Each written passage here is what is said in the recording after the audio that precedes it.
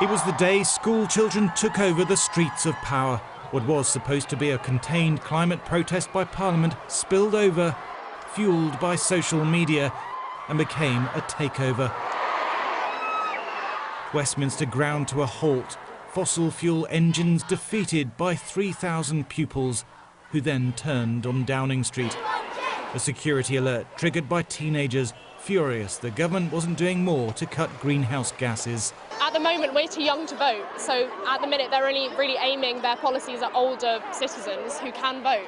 But we're the future and we're who's going to be voting in 2 years, so they need to listen. The young people want to be heard. Like, we haven't had our say and it's going to affect us. If you have one really good march where everyone listens, it's worth it.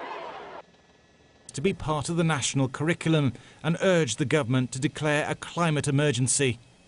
This is all about frustration. There's plenty of evidence that climate change is already happening, and last year scientists warned that governments simply weren't taking action fast enough.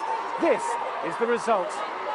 Children joined protests in 60 towns and cities around the country, in Brighton and in Cardiff.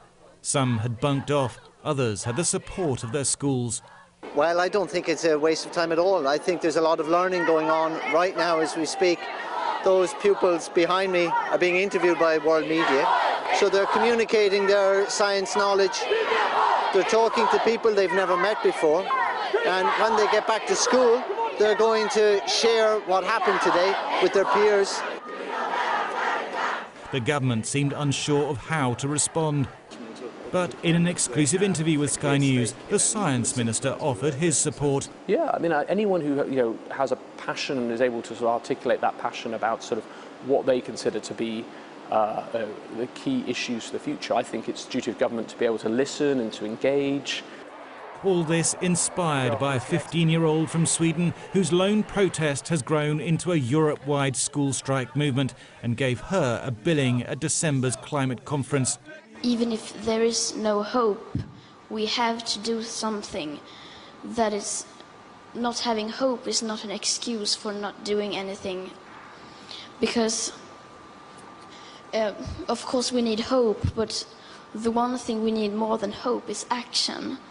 Because once we start to act, hope is everywhere.